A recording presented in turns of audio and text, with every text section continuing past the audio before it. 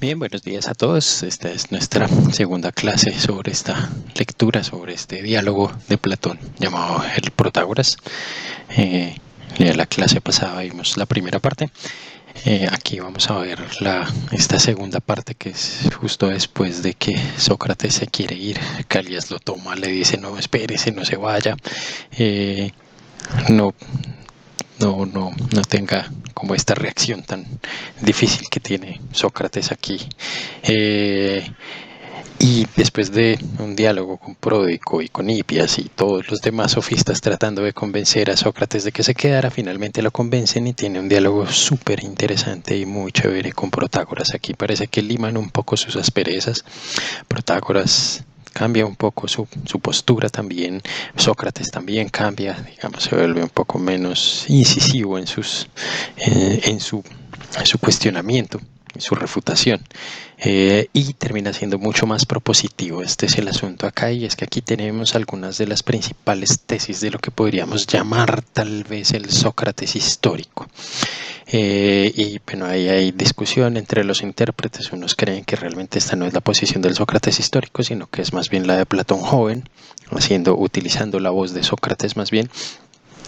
Otros sí creen que, digamos, que esto era Sócrates. Sin embargo, aquí tenemos como, digamos, algunos puntos importantes. Por ejemplo, sabemos por Aristóteles que el Sócrates histórico sí, digamos, tenía presente muy bien este asunto de buscar definiciones, y una de las tesis más fuertes que aparecen aquí, que es la tesis del intelectualismo moral. Esa tesis la discute Aristóteles en particular al final del libro sexto de la Ética Nicomaquea. Esa es tal vez la principal fuente que nosotros tenemos de que realmente es posible que esta posición sí haya sido la del Sócrates histórico. Porque Platón, bueno, Aristóteles sí es un poco juicioso en decir cuando está peleando con Platón y cuando está peleando con Sócrates. Al final del libro sexto, en los capítulos 12 y 13, menciona lo que podríamos llamar estas tesis que aparecen aquí, dichas por Sócrates. Vamos a pasar al texto, vamos a mirar cómo es que se plantea, digamos, todas estas tesis que Sócrates está planteando aquí, que son, al menos en términos morales, en términos éticos, supremamente interesantes. Hay dos tesis muy importantes para anticipar un poco lo que vamos a ver. La primera de ellas es la tesis de la unidad de las virtudes. Según Sócrates, ya lo anticipaba antes, él creía que todas las virtudes eran una única cosa, ¿sí? Una única esencia, tal vez una única cosa, como el oro. El ejemplo que utilizaba, recuerden la clase pasada, era el ejemplo del oro, que aunque tengamos lingotes de oro, anillos de oro, monedas de oro, todas en el fondo son la misma cosa, oro. Eso mismo cree Sócrates sobre la virtud, que aunque tengamos la justicia, la valentía, la piedad, la moderación, todas ellas son una única cosa. ¿Qué cosa? Ya lo vamos a ver con detalle acá. Ya lo va a explicar Sócrates aquí con buen nivel de detalle. Este es tal vez uno de los primeros textos de Platón en el que la elaboración filosófica es bastante sofisticada, sí, es bastante, digamos, armada, sí, estructurada. Vamos a pasar al texto entonces a ver qué nos dice. Bien, lo primero que tenemos aquí en esta parte del diálogo es que Sócrates se siente cansado. Sí, dice que él no puede seguir estos discursos de Protágoras, perdón. Protágoras es un orador y está acostumbrado a dar largos discursos a una audiencia grande y a construir estos discursos, y Sócrates dice que él no le interesan estos discursos. Él lo que quiere es más bien el diálogo y preguntarle cosas a Protágoras, pero cada vez que le pregunta algo, pues Protágoras sale con un discurso y él dice algo así como que no, es como si trataran de hacerlo seguir a un atleta, ¿sí? Un maratonista o a un atleta de alto rendimiento.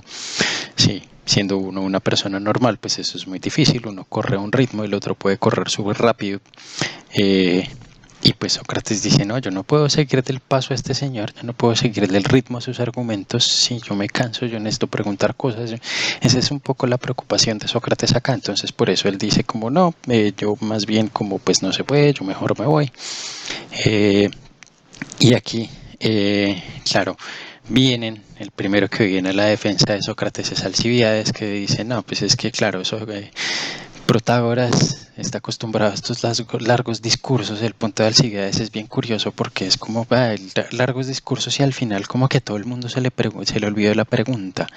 Es una crítica como muy común a la retórica, sí, hay veces eso pasa muy común, sí, en las clases o en los congresos o en el sí, que uno hace una pregunta y entonces el que la va a responder se echa un discurso súper largo y al final uno no tiene claro si se respondió o no se respondió la pregunta. Ese es el punto de Alcibiades tratando de defender a Sócrates. Es curioso que sea Alcibiades el primero que salga a defender a Sócrates. Ahí uno ve como esta cercanía que hay entre ambos.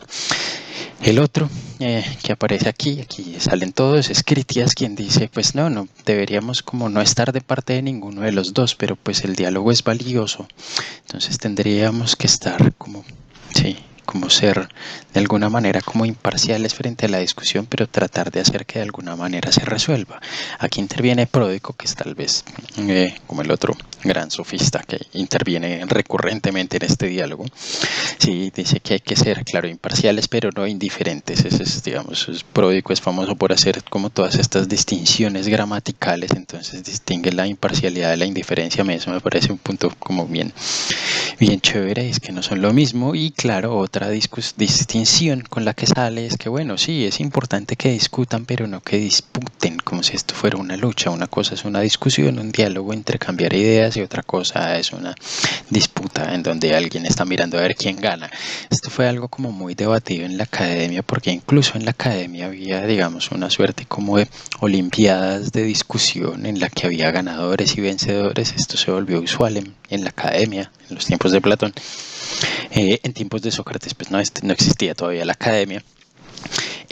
Pero sí hay algo aquí, digamos, de lo que dice Pródico que es importante distinguir, y es claro, la discusión no se enriquece a todos, la disputa solo deja un ganador y ya está. Hipias, digamos que es el último de los sofistas que interviene aquí. Sale, digamos, con esta teoría conocida o popularizada por los sofistas de que una cosa es la naturaleza y otra cosa es la ley. Y es que según Hipias, y esto es recurrente también en otros sofistas, la ley nos distancia, la ley nos hace distintos. Ley es este término griego nomos, que puede incluso ser traducido como por convención. Y pues claro, en el mundo griego unas polis tenían unas leyes, otras tenían otras distintas, y eso hacía distinto a la gente, pero son convenciones, y ese es un poco el punto de Hipias y de muchos sofistas al proponer esta distinción. Antifonte tal vez es el que tiene un largo discurso sobre, digamos, la diferencia entre la naturaleza y la ley, entre nomos y physis. Ese es un punto recurrente. Y claro, aquí Hipias recurre, digamos, a este asunto de que por naturaleza más bien todos los seres humanos somos iguales, somos hermanos, somos cercanos, somos familia.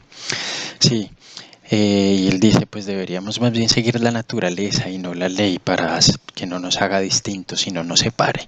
Finalmente, la propuesta de Hipias, que es digamos, la que más le interesó a todos aquí en el diálogo, es pues buscar un punto intermedio entre los largos discursos de Protágoras y las respuestas rápidas que pide Sócrates todo el tiempo. Claro, muchas preguntas de Sócrates son de sí, no. Muchas preguntas que hace Sócrates son preguntas ambiguas, son preguntas incluso tendenciosas. A Sócrates se le critica en varias oportunidades por eso, porque sus preguntas son preguntas complejas, que suponen de entrada una respuesta o que solo tenemos dos opciones, pero parecen ser un falso dilema. Incluso aquí Protágoras señala eso. Más adelante en una parte en el texto, cuando empiezan a hablar sobre la valentía y señala una suerte de, digamos, de falso dilema. Bien, esto es, digamos, el problema o estos problemas que tiene el método socrático, estas críticas que se le ha hecho a Sócrates por su método socrático. Una es justamente esta, la de las preguntas ambiguas o de las preguntas sí, preguntas complejas que suponen de entrada una respuesta. A mí siempre me gusta poner este tipo de ejemplos, y es cuando alguien le pregunta a uno cosas como ¿usted ya dejó de beber? Y uno piensa que si uno dice sí, es porque entonces ya antes bebía. Sí, pero si dice no, entonces antes bebía y además sigue bebiendo. O sea, está suponiendo que, como la pregunta dice, usted ya dejó de beber, supone que antes ya lo hacía, sea lo que responda. Esa es una pregunta compleja, ese es un ejemplo, veamos, un rápido de pregunta compleja. Bien. Estos son uno de los problemas de Sócrates. Los otros problemas, digamos, de los textos largos de Protágoras o de los diálogos de Protágoras es justamente que uno se puede perder en la argumentación, que uno no puede seguir el hilo, o que el orador nos embolató y nunca nos dio la respuesta que estábamos esperando. Bien, entonces, digamos, eso es lo que propone Hipias como un término medio entre los largos discursos y las respuestas cortas. Aquí pasa una cosa bien curiosa y es que de aquí en adelante es más bien Sócrates el que da los discursos largos. Claro, no son discursos así larguísimos como los que daba Protágoras, pero sí digamos que es como el que va a tomar en cierto punto la vocería. Aquí digamos que aparece una discusión y es, bueno, entonces ¿a quién vamos a considerar como el jurado de esta discusión? Sí, porque pues Sócrates reconoce que no hay nadie más sabio que Protágoras, entonces pues el jurado debería ser Protágoras y no podría haber alguien superior a Protágoras según lo que dice Sócrates, un poco. Sí, que hay una suerte como de lambonería también entre estos dos personajes, entre Sócrates y Protágoras. Uno no sabe si es sincera o si es fingida. Sí, hay una suerte como de halagar al otro, sí, de adulación de Sócrates hacia Protágoras. Pero independientemente digamos, de lo sincera que sea esta adulación, si el punto es, bueno, ¿y quién va a juzgar? Y claro, cualquiera de los demás sofistas va a sentirse, digamos, como muy presionado. Entonces aquí hay una propuesta bien interesante, que es una propuesta bastante democrática, por llamarlo así, es que no, eliminemos el jurado y más bien evaluemos entre todos en común qué es o cuál es el veredicto del argumento. No habrá aquí un jurado, vamos a estar evaluando los argumentos entre todos. Es una propuesta de Sócrates que es una propuesta bien interesante. A Sócrates se le ha tachado muchas veces de ser, digámoslo así, como un enemigo de la democracia o alguien que presenta argumentos en contra de la democracia, pero lo que muestra acá es algo completamente contrario, es un argumento en últimas profundamente democrático. ¿Quién tiene que juzgar? Pues todos. Sí, esto digamos es curioso porque Sócrates como que es un poco ambiguo con estas, digamos, estas posiciones sobre la democracia. Sí, y aquí dice, pues no hay un único juez, no hay un único jurado, realmente somos todos, tenemos las capacidades, claro, Protágoras, perdón, dice Sócrates, es como el más sabio, o él lo reconoce como el más sabio. A Pródico él lo reconoce como su maestro en varias ocasiones, no solo en este diálogo, sino en otros también. Esto ha generado como una especie como de discusiones entre los estudiosos del pensamiento socrático sobre si realmente Sócrates se considera o se considera alumno de Pródico. Sí, porque esto justamente lo haría ver, o digamos, reforzaría esta acusación en la apología de que es una suerte de sofista, o de que es un sofista.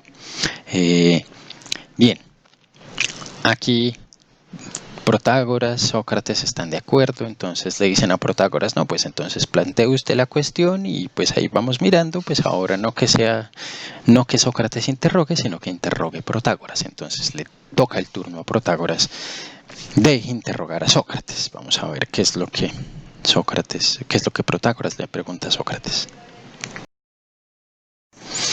Bien, como ya he repetido en algunas de estas sesiones, la poesía griega era, digamos, parte como de la cultura popular de los griegos, porque básicamente cualquier persona, digamos, medianamente culta, sí, cualquier persona promedio, ¿no? Y ni siquiera tan culta, se sabía de memoria toda la poesía griega. Sí, la poesía griega es algo súper bonito que tenía, digamos, o que tuvo un impacto profundamente cultural entre los griegos. Sí, los griegos veían en los héroes homéricos una suerte de ejemplos. Sí, eran los personajes virtuosos, eran los héroes, sí, las personas que muchos consideraban que querían imitar. este tipo de cosas, eso con la poesía homérica, pero pues no solamente la poesía homérica, en este caso el texto que nos traen aquí es un poema de Simónides, que es más bien un poeta lírico. Simónides me parece estos como poetas no tan bien valorados por la historia, pero sumamente valioso. Simónides tiene unos poemas muy potentes y este es uno de estos aquí que trae, sí, creo que no lo conservamos completo, sino solamente como fragmentos. Bueno, hay partes perdidas de este poema de Simónides. Claro, Simónides no tuvo la suerte que tuvieron otros poetas griegos cuyos textos se transmitieron casi que completamente. Bien, Protágoras le pregunta entonces a Sócrates por un poema de Simónides en el que Simónides parece estarse contradiciendo. ¿Por qué? Observen lo que dice Simónides. Simónides dice en una parte de su poema: difícil es, por cierto, llegar a ser de verdad un hombre bien. Pero pocas líneas más adelante en el mismo poema afirma algo que parece contradecir esto. Dice: ni siquiera me parece ajustada la sentencia de Epítaco, aunque dicho por un mortal sabio. Difícil, dice, es ser un hombre digno. Entonces aquí Simónides, sí, parece decir que al comienzo que es difícil llegar a ser un hombre bien y luego dice que no. Sí, que eso como que no es cierto. No es cierto, y buena parte de la discusión en adelante es tratando de aclarar en qué sentido, digamos, podría no verse como contradictorio este texto. Esto es un ejercicio de hermenéutica bien interesante, es un ejercicio de, digamos, de interpretación de la poesía griega que hacen estos filósofos acá, o estos sofistas, bueno, o estas personas que están aquí reunidas. Y claro, es algo como lo que les decía hace un momento, que es parte como de la cultura popular griega. La poesía es parte de la cultura popular griega, todo el mundo la sabía de memoria, todo el mundo se la recitaba. Es como si hoy en día, claro, era como, o sea, en esto había una cercanía muy grande, mucho más grande que la hay entre nosotros, entre la poesía y la música, por ejemplo. La mayoría de los versos griegos o la poesía griega, claro, también debido al lenguaje griego, el lenguaje griego es muy distinto al nuestro en una característica muy importante, y es que el lenguaje era tónico. Como así que era tónico? Y es que cuando tenían acentuaciones, las acentuaciones marcaban subidas y bajadas de tono. Sí, si el acento era agudo, subía el tono; si el acento era grave, bajaba el tono. Entonces, cuando uno escucha a estas personas, sí, todavía hay gente que, es capaz de hablar en griego antiguo. El griego antiguo, claro, lo han tenido que reconstruir a partir de muchas cosas porque el griego antiguo desapareció a finales como de la Edad Media. Sí, el griego antiguo, los últimos rezagos del griego antiguo después de que el Imperio Romano se tomó el mundo griego, el griego dejó de perder poder y fue más bien como, digamos, que los últimos que hablaron o que escribieron en griego se quedaron más bien en Bizancio, en lo que hoy es Estambul, ¿sí? Constantinopla, como se le llamó en una época. Más o menos allá quedó las personas que hablaban griego, pero cuando llega el Imperio Otomano y se toma toda esta parte del mundo, pues finalmente el griego como lengua desaparece. El griego moderno trata de retomar muchas cosas del griego antiguo, sin embargo la pronunciación definitivamente se perdió. Incluso tenemos cambios importantes entre el griego moderno y el griego antiguo, como que la eta en el mundo griego ya no se pronuncia igual, ahora es ita. Sí, eso se le llamó el itacismo del griego moderno. Es curiosísimo porque escuchar a los griegos, digamos, en el mundo actual, y todo es con entonces parece que hablaran como niños consentidos. Es súper bonito, me encanta. Bien. Además de eso, entonces teníamos este asunto en el griego antiguo de que era tonal. Sí, entonces pues los poemas eran realmente canciones, porque cada canción tenía su ritmo, su rima. Bueno, hoy en día tenemos la rima para la poesía, pero no, ellos era el ritmo y una estructura musical. Eran subidas y bajadas de tono. O sea, Sí, esta gente cuando componía poemas realmente no componía poemas, componía canciones. Sí, esto es bien importante acá, de hecho, por eso algunos incluso poemas, como el poema del Miocid que se escribió en español, pues sí, se le llama la canción del Miocid, o la canción de Rolando, que es la famosa en el mundo francés sobre todo. Eh, Bien, eso pasa con el mundo antiguo. Entonces esta gente, podría uno decir que sucede lo mismo entre, no sé, aquí en Colombia todo el mundo se sabe un buen número de canciones de Diomedes Díaz o de Shakira. Sí, y son parte de la cultura popular y todo el mundo las canta. Bueno, lo mismo sucedía en el mundo antiguo con Homero y con Hesíodo y con Simónides y con todos estos personajes, pues eran las canciones que todo el mundo se sabía. Sí. Entonces por eso, digamos, pueden discutir esto con bastante como tranquilidad porque es algo que todo el mundo conoce. Entonces, bueno, pasemos a la contradicción. Ahora sí, sí, pues parece que Simónides en su poema se está contradiciendo, dice Protágoras. Sí, Sócrates dice, uy, espere porque es que usted está haciendo una especie de trampa y es que una cosa es ser y otra cosa es llegar a ser y Sócrates y Simónides, perdón, lo que estaría diciendo es que, sí, es difícil llegar a ser un hombre de bien. Sí, pero Pitágoras lo que está afirmando es que difícil es ser un hombre digno, un hombre de bien. Son dos afirmaciones distintas. Sin embargo, lo que dice Protágoras es que si uno hace esta diferencia entre ser y llegar a ser, pues es todavía más contradictorio el punto de Simónides, porque, claro, es más bien al contrario. Para los hombres, para los seres humanos, sí, esto se me sale de vez en cuando, pero ténganlo en cuenta. Cuando están hablando en estos textos de hombres, están hablando de seres humanos, incluye también las mujeres. Ahí esto lo he señalado varias veces en mis clases. Hay un montón de sesgos de género en estas traducciones que uno tiene que tener en la cabeza. Si no están hablando de solo hombres, género masculino, no. Están hablando de seres humanos en general. Bueno, a veces como que no, uno no sabe. Claro, el mundo griego era profundamente machista. Y también eso hay que tenerlo en la cabeza cuando uno lee estas cosas. Pero si me lo preguntan a mí, yo prefiero pensar que están hablando de los seres humanos en general. Sí, teníamos un montón de filósofas importantes en la antigüedad que se perdieron. Se perdieron, o algunas se conocen, otras más o menos. Algunas parece que hicieron aportes muy valiosos, pero todos esos aportes valiosos desaparecieron. ¿Por qué? Los borraron. La esposa de Pitágoras parece que fue muy influyente en la formación, digamos, pitagórica, en la escuela pitagórica.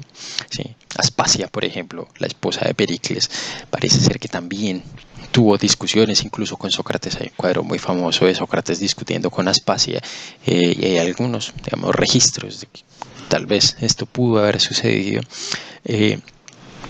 Diotima, por ejemplo, es tal vez podríamos llamarla como filósofa que aparece en el banquete de Platón.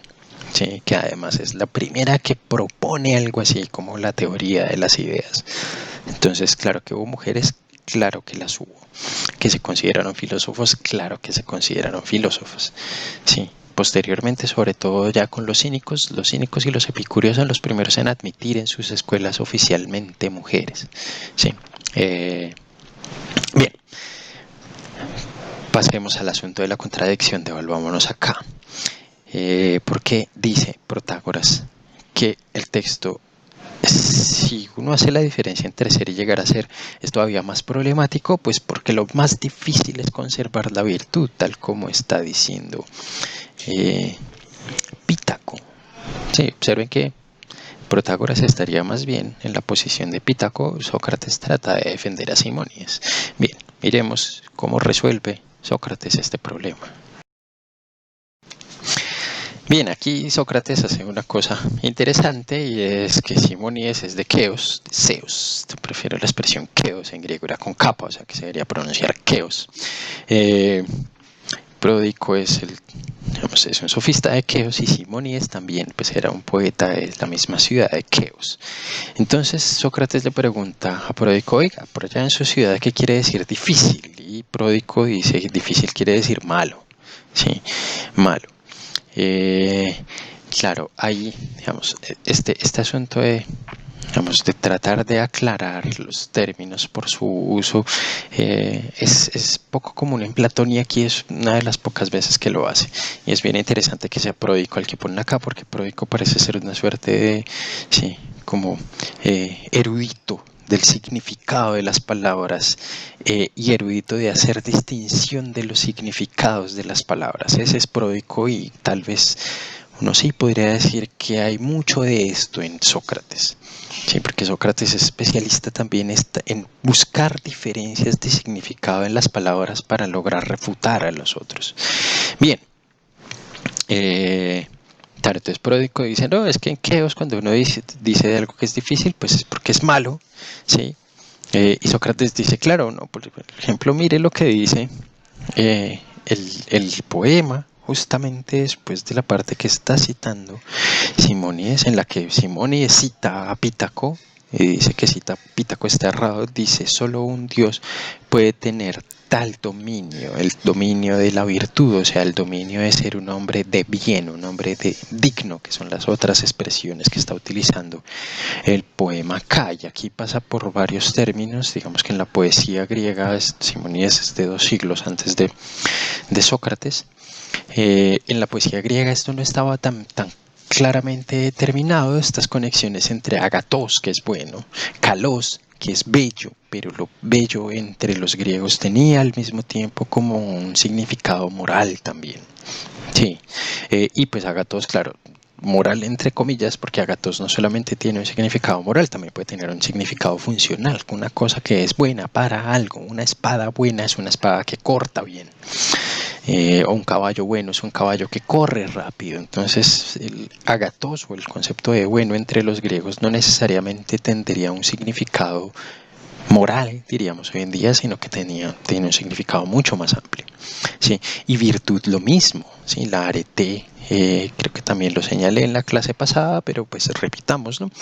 Sí, la arete no es un concepto que se limite a las acciones humanas. Había cosas virtuosas, había animales virtuosos, había la espada virtuosa, por ejemplo, la espada que corta así, el cuchillo de las televentas, que corta todo, ese sería el cuchillo virtuoso.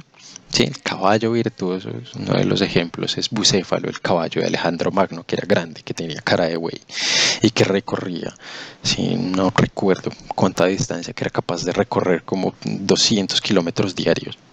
Sí, bueno, creo que 200, estoy exagerando tal vez. Bueno, en fin, el punto es ese, digamos que son cosas, animales, personas, lo que sea, que cumplen su función de la mejor manera posible. Esos eran los virtuosos. Digamos, ese es el sentido amplio de virtud, y es un poco el sentido en el que se está usando acá. Bien, aunque Pítaco, pues claro, el tipo es reconocido, y esto hay que tenerlo en la cabeza. Pítaco es uno de los 7 sabios del mundo antiguo, de los 7 sabios griegos. Esto lo hemos visto en el texto de Diógenes Laercio. Aquí Platón cita a los 7 sabios griegos, es el primero en decir que, digamos, en hacer una lista de los 7 sabios, aunque esto parecía ser como parte de la cultura popular griega. Bien, Sócrates entonces dice, no, pues Simónides está criticando a Pítaco porque Pítaco parece creer que la virtud es humana, pero lo que afirma Simónides es que no, que la virtud en sentido propio es más bien algo divino. Y observen lo que dice aquí justamente después Sócrates sobre el poema de Simónides. Así que, al bien dotado y sabio y bueno, cuando le acosa la desgracia irresistible, no le es posible no ser malo.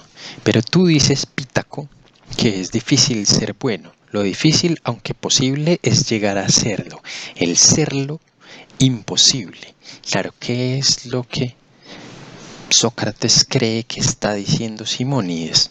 Pues que permanecer en la virtud todo el tiempo, eso para un ser humano es imposible. Es posible llegar allá, difícil, y eso es lo que está diciendo Simónides, que eso es, digamos, es un trabajo difícil. Sí, Pítaco dice, difícil es serlo, no, difícil no, es imposible. serlo. Y aquí un poco podemos retomar digamos, este significado que le dio Pródico a la palabra difícil, pues malo en un sentido tampoco moral de la palabra, sino malo porque inalcanzable, imposible. Eso es lo que, digamos, así está interpretando Sócrates el poema de Simónides y la crítica que está haciendo Simónides a Pítaco. Esta parte es bien interesante aquí digamos, sobre todo sobre la poesía griega, pues porque estos sabios griegos eran famosos por expresiones muy cortas que llamamos incluso hoy en día lacónicas, ¿sí? Lacónicas porque Laconia era esta región griega cuya capital era Esparta, ¿sí?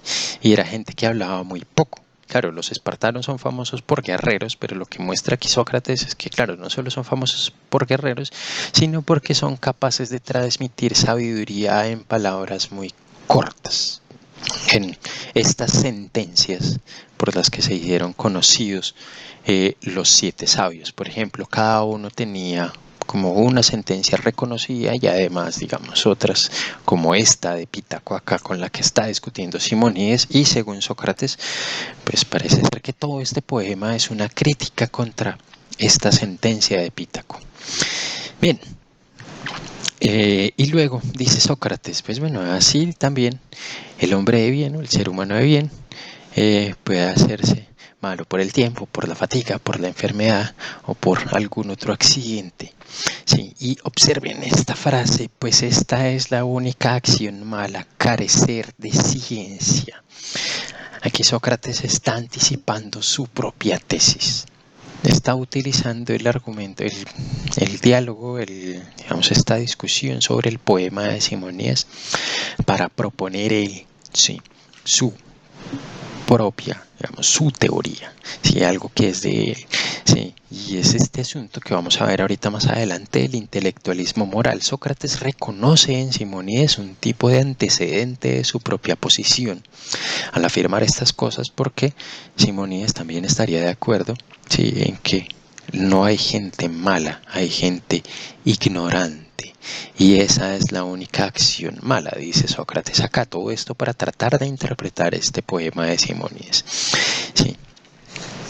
Y pues el hombre malo no puede hacerse malo desde siempre. Si quiere hacerse malo es necesario que antes llegue a ser bueno. Ese es un punto importante acá que vamos a tener que mirar muy despacio, porque es un punto grueso en la refutación de Sócrates. Es un punto aquí clave, ¿sí? Y es este asunto de, pues malos somos todos desde que nacemos. Malos entre comillas, porque no es que seamos malos, lo que somos es ignorantes. Y a medida que vamos sabiendo cosas, a medida que vamos conociendo cosas, pues nos vamos haciendo mejores. Y en eso, observen, le reconoce a Protágoras que si la virtud es enseñable, si uno puede llegar a ser virtuoso, o mejor dicho, no sé si enseñable, pero sí aprendible, es porque la virtud hace que la gente sea mejor. ¿Cómo? A través del conocimiento. En eso, y aquí hay un asunto bien importante, Sócrates y Protágoras están profundamente de acuerdo. Sí, esto ya lo había señalado, pero aquí vale la pena mostrar cómo se resalta una vez más, y con mucho más detalle.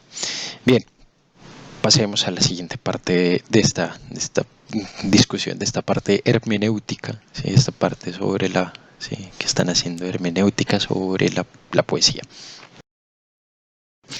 Bien, observen entonces cómo ven esta interpretación que hace Sócrates, mete esta gran tesis socrática, que es la tesis del intelectualismo moral. ¿En qué consiste el intelectualismo moral? En decir que no hay gente mala, no hay personas malas, sino personas ignorantes. Observen lo que dice Sócrates. Así también, el ser humano de bien puede hacerse malo o por el tiempo, o por la fatiga, o por la enfermedad, o por algún otro accidente, pues esta es la única acción mala, carecer de ciencia. Esa era la lectura del texto que teníamos antes. Lo he traído otra vez porque tenemos que analizarlo con un poco más de calma. Sí, el ser humano no puede hacerse malo porque ya lo es de siempre. Si quiere hacerse malo, es necesario antes hacerse bueno. Observen esto cuando decimos que el ser humano es malo, entre comillas, y hay que tener mucho cuidado con esto. Uno podría decir que Sócrates está de acuerdo con digamos, con esta tesis según la cual el ser humano nace malo, pero no nace malo, digamos, no es que nace echado a perder, sino que nace ignorante, porque a lo que llamamos maldad realmente es ignorancia. Eso es lo que estaría diciendo Sócrates acá. Entonces el ser humano por naturaleza, digamos, hay que tener un poco cuidado con esto de la naturaleza, porque claro, aquí hay algo que reconoce Sócrates y es que el ser humano puede cambiar, nace ignorante, o sea, malo, pero luego se hace bueno por el conocimiento, por la ciencia, por el aprendizaje. Si es el aprendizaje lo que hace bueno al ser humano, entonces si el ser humano quiere hacerse malo, no ser malo, sino hacerse malo, pues tiene que antes hacerse bueno. Ese es el punto aquí con este fragmento, con este pasaje que es como clave en toda la, digamos, en toda la discusión y en todo el diálogo y en toda la propuesta socrática del intelectualismo moral. Sí, es que si uno quiere llegar a ser, observen que los ejemplos son geniales, si uno quiere llegar a ser un mal médico, primero tiene que ser un médico, sí. O sea, un mal médico no es alguien que no sabe de medicina, no, ese ni siquiera es un médico, ese ni siquiera ha llegado a ser médico, ¿sí? O uno no es un mal músico, ¿sí? Si antes no fue músico, ¿sí? O uno no es un mal arquitecto si antes no fue un arquitecto. Sí, uno no puede decir de una persona común y corriente, observen este ejemplo, uno no puede decir de una persona común y corriente que no sabe absolutamente nada de arquitectura, que es un mal arquitecto. O mejor aún, que ha llegado a ser un mal arquitecto. No, él no llegó a ser un mal arquitecto, él, como no sabe nada de arquitectura, pues si lo ponen a hacer algo de arquitectura, pues normal que sea un mal arquitecto. ¿Quiénes son los que llegan a ser malos arquitectos? Los que antes fueron buenos arquitectos. Ese es el punto de Sócrates. Para llegar a ser malo, primero hay que llegar a ser bueno. Pero antes de eso, ¿sí? Pues uno ya es malo porque uno nace ignorante. Este es el punto. Así nacemos en esta condición, luego llegamos a ser de cierta manera y después de esto sí podemos decir que llegó a ser de esta clase, pero malo. Buen médico, buen arquitecto, buen escultor, buen músico, buen profesor, buen lo que se les ocurra. Ese es el punto. Llegar a hacer algo requiere que antes, o sea, llegar a hacer algo de mala manera requiere que antes hayamos llegado a hacer eso de buena manera. Sí, porque el origen es que no somos, claro, somos ignorantes. Ese es como el punto de partida. Así lo está poniendo en estos términos, lo está poniendo aquí Sócrates. Y observen luego cómo aclara el poema, y pone otro punto aquí que es muy importante. Sí, pues no era tan ignorante Simónides, dice Sócrates, que elogiara a aquellos que no hacen el mal voluntariamente, como si hubiera alguien que por voluntad propia obrara mal. Sí, y he resaltado esto porque aquí hay un asunto muy importante que sustenta el intelectualismo moral, que es este punto que señala Sócrates aquí en el diálogo, que es que nadie actúa mal de manera voluntaria. Sí. Observen cómo sigue el texto. Yo pues estoy casi seguro de esto, que ninguno de los sabios piensa que algún ser humano, por su voluntad, cometa acciones vergonzosas o haga voluntariamente malas obras, sino que saben bien que todos los que hacen cosas vergonzosas y malas obran involuntariamente. Este es un punto súper fuerte en Sócrates, es el punto de que nadie actúa de manera mala voluntariamente, nadie quiere hacer el mal. ¿Cómo así? Claro, lo que uno, digamos, como uno junta esto con el intelectualismo moral, es que todo el mundo hace lo que considera que es bueno para sí, pero bueno, tiene que ser bueno de alguna manera. Sí. Si uno hace algo malo, observen esto, lo hace involuntariamente porque cuando hacemos algo malo es porque no sabemos que eso es malo. Así van articuladas estas, digamos, estas dos proposiciones, estas dos afirmaciones, la afirmación de que no hay maldad sino ignorancia, y la otra de que nadie actúa mal de manera voluntaria. El que actúa mal de manera de manera, o el que actúa mal, ¿sí? ¿Por qué lo hace? Lo hace de manera involuntaria, lo hace pensando que está actuando bien, ¿sí? Entonces, ¿por qué lo hace? Porque ignora algo. Por eso existe el mal. Esta es la explicación. Digamos, esta es la gran teoría esta socrática del intelectualismo moral, ¿sí? Veamos esto con un poco más de detalle, ¿sí? Y esto, claro, también, por ejemplo, recuerden que esto lo dijo el mismo Sócrates en la Apología, cuando él decía, pues es que si yo lo estoy haciendo mal, lo que necesito es que me corrijan, porque si lo estoy haciendo, sí, no, es, lo que dice es, si yo estoy corrompiendo a los jóvenes, no lo hago de manera voluntaria, ¿sí? Y como no lo hago de manera voluntaria, pues lo que necesito es que me enseñen. Vuelve Sócrates aquí a esto que presentó allá en la Apología, en el diálogo con Meleto, vuelve Platón, podríamos decirlo, vuelve Platón a este asunto y aquí lo especifica mucho mejor en medio de esta interpretación del diálogo de Simónides. Es todo, digamos, Sócrates está utilizando todo su aparataje conceptual y todas sus elaboraciones filosóficas, sobre todo esta tesis del intelectualismo moral que está compuesta por estos dos corolarios, llamémoslos así. Sí, son los que componen el intelectualismo moral. Bien, pasemos entonces a la siguiente parte. Bueno, examinemos esto con un poco más de detalle, esto de que nadie hace algo malo voluntariamente. Y a mí este ejemplo me parece el más poderoso de todos, este ejemplo que les he traído acá, esta imagen de Roberto Baggio, uno de los mejores jugadores de los años 90, sobre todo de comienzos de los años 90. Él se hizo famoso en el Mundial del 90, después estuvo jugando, pues es italiano, jugó en Italia mucho tiempo, fue goleador muchas veces de la liga italiana, y pues era el gran jugador en el Mundial de Estados Unidos, incluso más que algunos que están por aquí atrás, que son estos jugadores brasileños. El Mundial del 94 tuve pues a Romario, sí, a Bebeto, sí. Digamos, tenía un gran equipo, pero pues todo el mundo veía en Roberto Baggio al gran jugador, sobre todo del mundo europeo. Pero resulta que Roberto Baggio en la final del Mundial, sí, observen esto, estamos en la final del Mundial del 94, había 80.000 personas en este estadio y Roberto Baggio falló el último penal.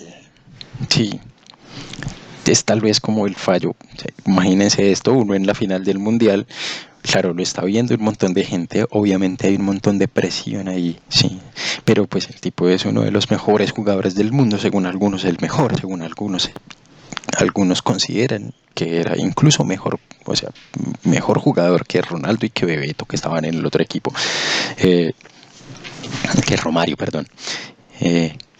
Y Roberto Baggio se come el penal. ¿Alguien en una final de un mundial se comería un penal a propósito?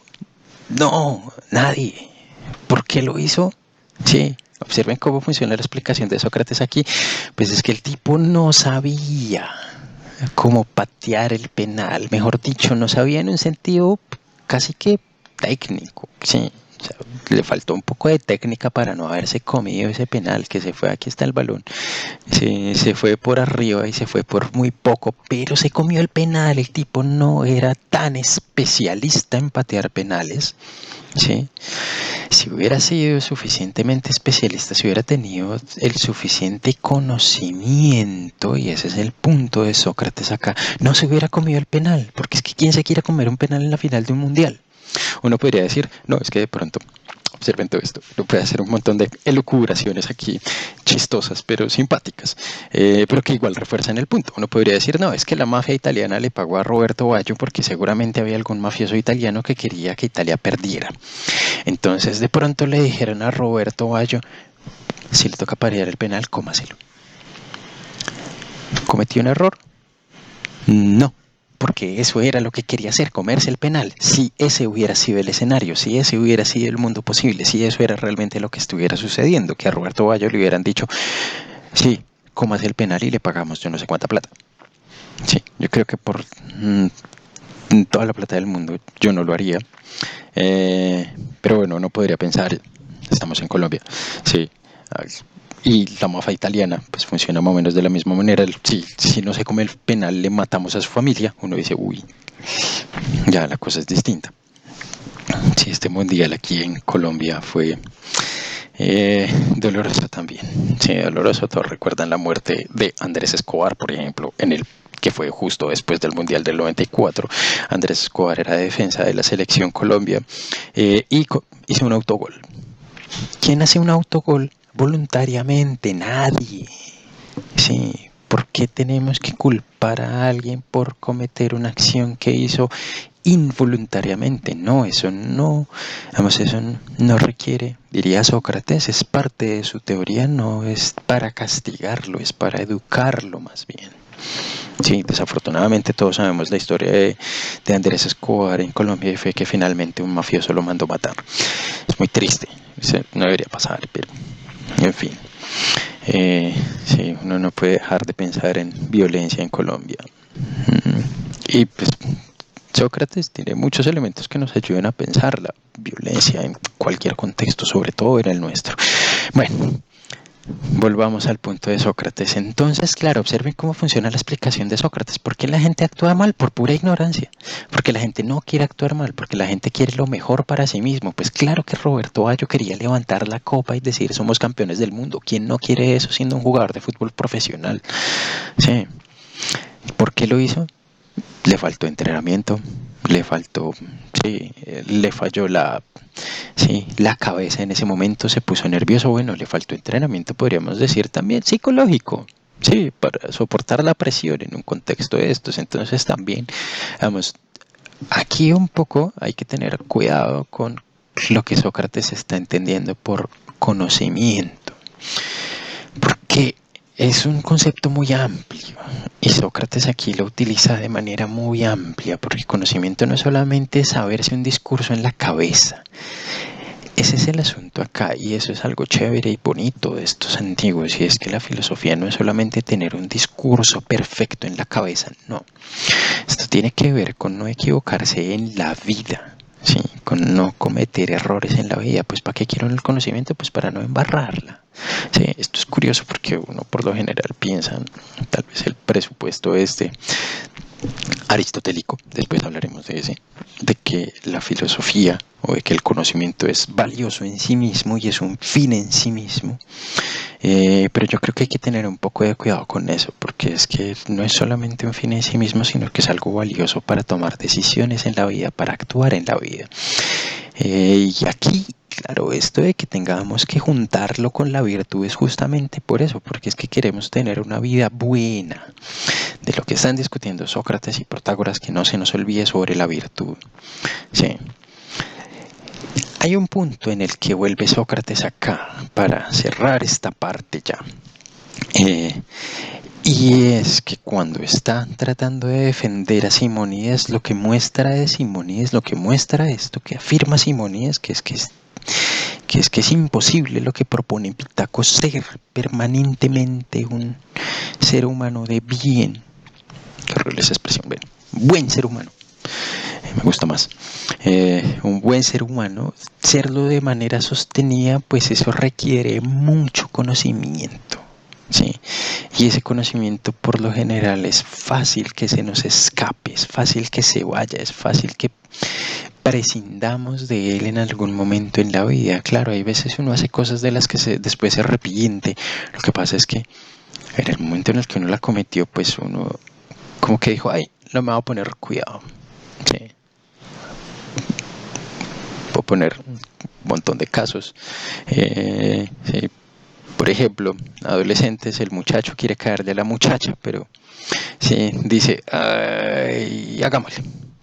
A ver qué pasa, pero al comienzo está dudoso y dice, no, yo no debería hacer esto, luego hace la cosa, termina acosándola, supongamos, y después dice, yo sabía que eso estaba mal, ¿por qué lo hice? Pues porque me hice loco conmigo mismo de alguna manera, sí, supongamos que sí, la cosa, sí, le echa piropos que la muchacha nunca le pidió, claro, después dice, la embarré, ahora en lugar de, sí, acercarme a ella, pues resulta que la alejé más, o sea, terrible, yo sabía que eso podía estar mal. ¿Por qué lo hice? Pues porque en algún momento Digamos, esto es curioso, vamos, de esto que dice Sócrates acá, en algún momento lo ignoré y llevé a cabo la acción. Entonces, sí, claro, uno podría decir, no, pues, o sea, y aquí también este es un punto bien complicado con Sócrates, bien complicado, y es que la ignorancia no es algo que uno se pueda, de lo que uno pueda ser exculpado sin más. Sócrates no se mete con esa discusión, aquí no lo está haciendo. Pero es algo sumamente problemático, porque también, justamente por eso, él intenta defenderse en la apología. Pero uno podría decir, no, pues Sócrates, usted no quería educar a los jóvenes o no quería corromperlos, pero mal que bien lo logró. Usted tiene que ser culpable de alguna manera por eso. Tiene que ser, o sea, al menos debería sentirse mal por eso. Observen esto, yo, supongamos, voy manejando. Sí, voy manejando un carro y pues se supone que yo sé manejar. Se supone, porque tengo una licencia de conducción y porque tengo una experiencia. Y algo pasó, tuve un accidente, ¡pa!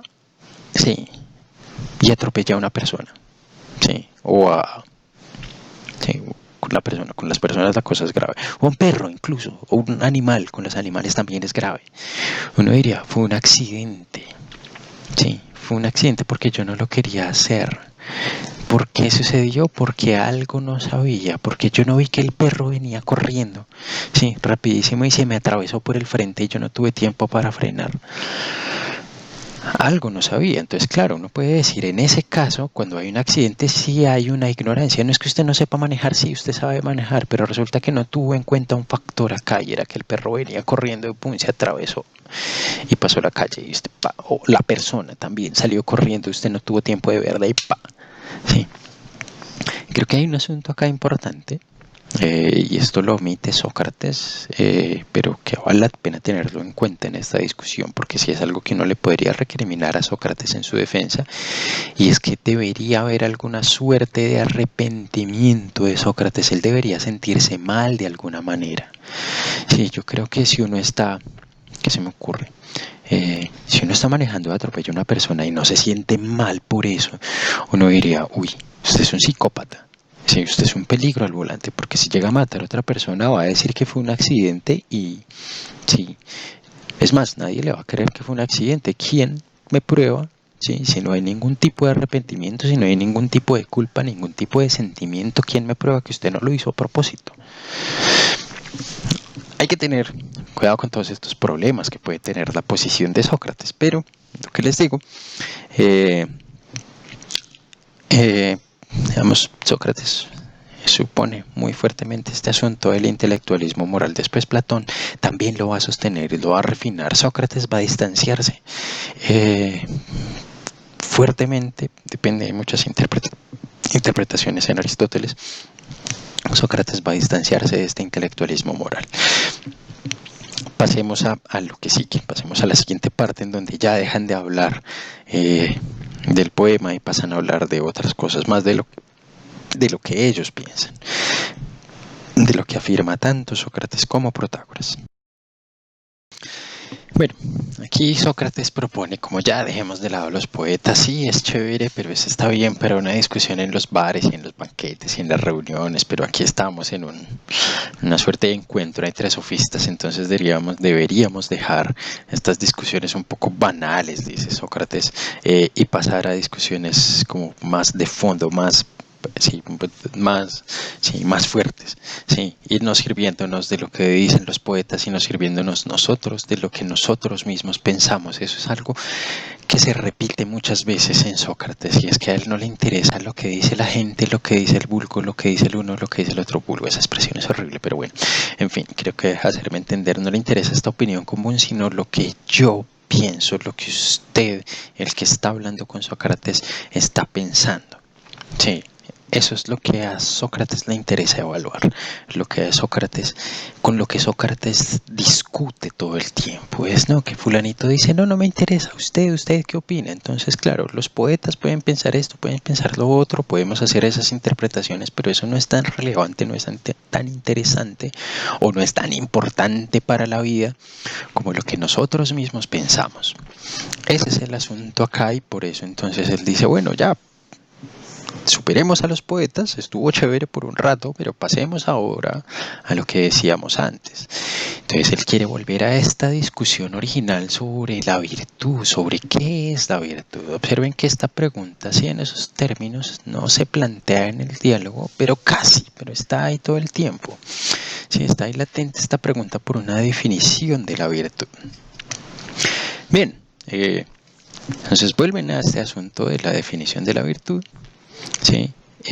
Y aquí, digamos, hay un asunto que es clave, y es que pues esto de la virtud fue algo que introdujo Protágoras. No es que Sócrates venga a preguntarle a Protágoras qué es la virtud, no, es que están hablando de la virtud porque Protágoras fue el que la introdujo. Recuerden esto que mencionábamos la clase pasada, y es que Protágoras se reconoce a sí mismo como un maestro de virtud. Él dice, eso es lo que yo enseño, la virtud. ¿Sí? Y claro, hay algo que reconoce Sócrates aquí, y es que Protágoras no solamente es un maestro de virtud, sino que además él mismo es virtuoso. Y esta es una de esas cosas como bien importantes si uno sigue la línea del intelectualismo socrático, es que uno no puede saber qué es la virtud si al mismo tiempo no es virtuoso. Y al contrario también funciona, uno puede ser virtud, uno no puede ser virtuoso sin saber qué es la virtud. Sí. Pues si Protágoras se considera un maestro de virtud, pues debería saber qué es la virtud. Y Sócrates reconoce al menos que Protágoras es virtuoso. ¿Sí? Esto creo que es un asunto aquí importante en esta discusión. Y es un asunto que yo creo que tiene como ciertas implicaciones incluso en la vida. Es que uno puede saber ciertas cosas en términos morales, pero esto para aclarar cómo está utilizando Sócrates la palabra saber o la palabra conocimiento. Es que uno no puede saber qué es la justicia sin ser justo al mismo tiempo. Mejor dicho, uno no podría, digámosle en estos términos, tener algún tipo de contradicción entre su discurso y su vida. ¿Sí? Si uno dice o sabe tal cosa, si yo sé qué es la valentía, yo no puedo ser un cobarde.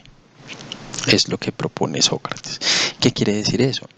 Sí, no es que yo me sepa de memoria, ¿sí? ¿Qué es? ¿Sí? ¿Cuál es la definición en términos como puramente discursivos? No, quiere decir saber de otra manera. Si uno sabe qué es la valentía es porque de pronto uno estuvo en alguna situación que lo obligó a ser valiente y uno actuó de manera valiente. Sí, ese es el asunto, digamos, con la valentía acá. Perdón. La valentía justamente es esta virtud de la que dice Protágoras, que él ve que es como rara y que es un poco distinta a las demás. Según Protágoras, la valentía o el valor. Creo que esa traducción del valor aquí me parece un poco problemática, porque es que hay veces uno piensa en valor más bien en precio o en valor de lo valioso, pero no de lo valiente. El que utilizan la expresión valora me parece raro. Yo preferiría traducir esto por valentía. Es andreia la expresión griega para eso. Sí, el concepto, pues digamos, el concepto moral griego es andreia, de andros. Andros es, claro, esto es curioso.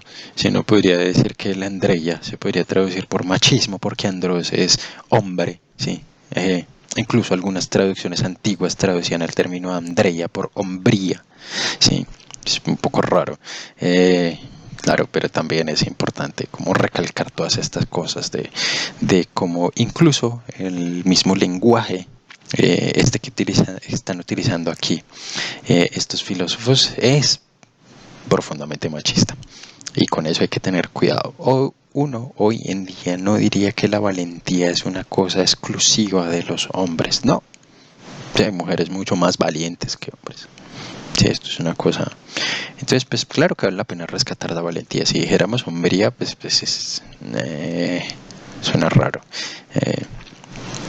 Miren, en fin, ¿por qué a Protágoras le parece que la valentía es distinto? Entonces, claro, observen que volvemos a esta analogía que planteaban acá, según Sócrates. las virtudes eran una unidad, como esta parte de aquí abajo, todas eran una única cosa. Eso es lo que está tratando de defender, mientras que a Protágoras le parece que no, que estas son distinguibles, que todas estas están muy cerquita, pero que la valentía hay que separarla de todas las demás. ¿Por qué? Recuerden estos ejemplos que yo les daba, que es que uno podía ser injusto y ser muy valiente, como el caso de... ¿Quién era? Ya se me olvidó. Agamenón, sí, que era súper cruel, pero pues era el gran guerrero Agamenón. Sí. Claro, y no solamente era valiente, también era piadoso. Entonces, pues al fin, que es injusto, pues, es un poco raro. Sí. Claro, también hay un poco de rarezas en estos héroes homéricos, en los que uno diría, como hoy en día, si uno uno los analizara de verdad, no serían tan héroes, ¿sí? No serían ahí como. Claro, lo que pasa es que, bueno, si uno no sabe, ¿sí? En el cine contemporáneo, pues quién sería un gran héroe, no, uno siempre tiene ahí como su... Y yo creo que Sócrates era un poco así, él creía que no existían tal cosa como los héroes, o sea, él sí era como profundamente crítico con la cultura popular griega, así, con estas cosas de la cultura griega, él era profundamente crítico. Claro, eso lo merecía un montón de enemigos, pues normal.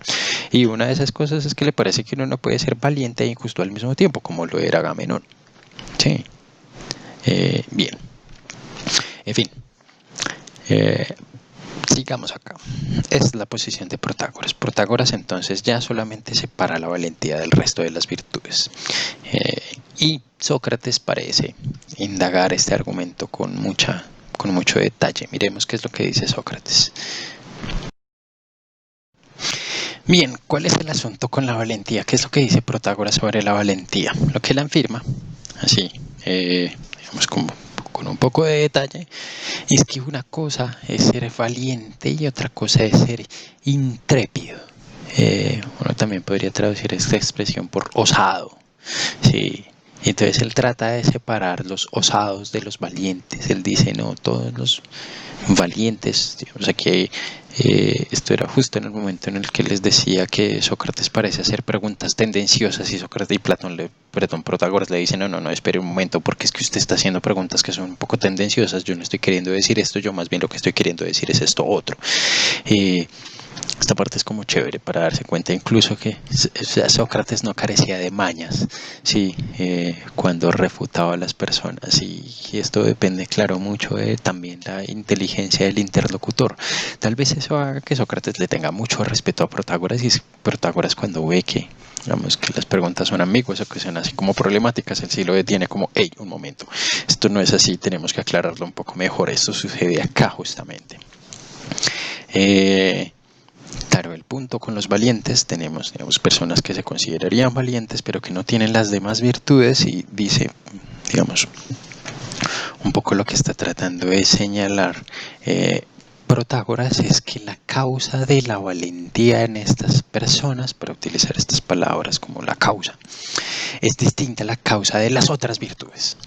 Sí. Sin embargo, aquí Sócrates también es un poco, digámoslo así, como, yo no sé si tramposo, pero sí está tratando de meter su posición aquí detrás, porque le pregunta, bueno, y usted a los buzos, por ejemplo, los buzos en la antigüedad, esto era un trabajo súper difícil porque tenían que sumergirse 50, 100, 200 metros en el agua para recoger, por ejemplo, perlas. Sí, ese era digamos, el principal de trabajo de los buzos en la antigüedad, pero sí recoger como productos del mar a cierta profundidad. Sí, que era una profesión, digámoslo así, también muy peligrosa. Sí, ustedes saben que si hoy en día con todos los recursos que tenemos ser buzo es muy peligroso, pues en la antigüedad todavía más. Esta gente no usaba absolutamente nada, una cuerda para sacarlos y ya está, para que no se perdieran. Entonces estos buzos tenían una profesión supremamente peligrosa. Lo mismo los jinetes. Sí, claro, los jinetes, además, los jinetes de guerra, es una profesión muy peligrosa. Cualquier cosa con la guerra es sumamente peligrosa. Y los peltastas son el otro ejemplo que da aquí Sócrates. Son guerreros que usan estos escudos que tenían un hueco aquí en la mitad que era para meter la lanza.